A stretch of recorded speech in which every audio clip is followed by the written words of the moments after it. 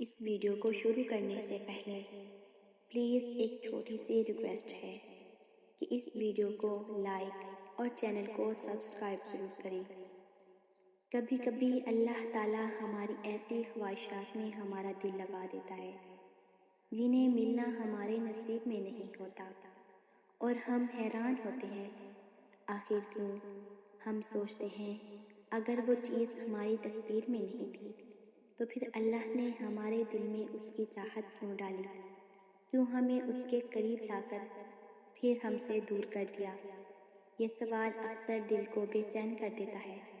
ہم دعائیں بھی کرتے ہیں، امید بھی رکھتے ہیں، اور پھر جب وہ چیزیں نہیں ملتی تو دل میں ایک خالی پن سا رہ جاتا ہے۔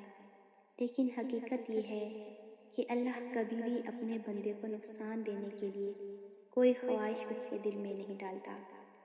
کبھی کبھی اللہ ہمیں وہاں تک لے جانا چاہتا ہے جہاں تک ہم خود سوچ بھی نہیں سکتے، وہ مقام جہاں صرف اس کے محبوب بندے پہنچتے ہیں، وہ مقام جہاں صبر کی ضرورت ہوتی ہے، وہ مقام جہاں آنسو بہتے ہیں، وہ مقام جہاں انسان ٹوٹتا بھی ہے اور مضبوط بھی بنتا ہے۔ اللہ دیکھتا ہے کہ تم اس کے لیے کتنا صبر کرتے ہو، کتنا یقین رکھتے ہو، اور کتنی امید کے ساتھ اس کا دروازہ بجاتے ہو۔ کبھی کبھی وہ چیز جسے ہم اپنی خوشی سمجھتے ہیں وہ دراصل ہمارے لیے آزمائش ہوتی ہے، اور کبھی وہ چیز جو ہم سے دور ہو جاتی ہے وہی ہمارے لیے رحمت بن جاتی ہے۔ اللہ ہمارے آنسو بھی دیکھتا ہے، ہماری خاموش دعائیں بھی سنتا ہے، اور ہمارے دل کی حالت بھی جانتا ہے۔ وہ ہمیں کبھی اکیلا نہیں چھوڑتا، بس کبھی کبھی ہمیں آزماتا ہے تاکہ ہم اس کے اور قریب ہو جائیں۔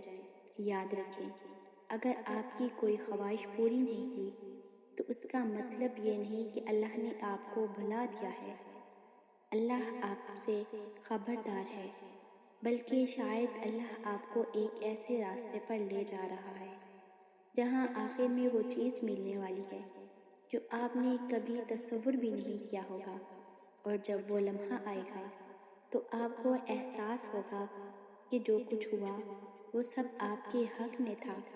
اس لیے صبر رکھیں، اللہ پر بھروسہ رکھیں، اور دعا کرتے رہیں، کیونکہ کبھی کبھی جو چیز ہمیں نہیں ملتی وہی ہمیں اللہ کے سب سے قریب کر دیتی ہے۔ اور یقین کریں، اللہ کے فیصلے ہمیشہ انسان کے فیصلوں سے بہتر ہوتے ہیں۔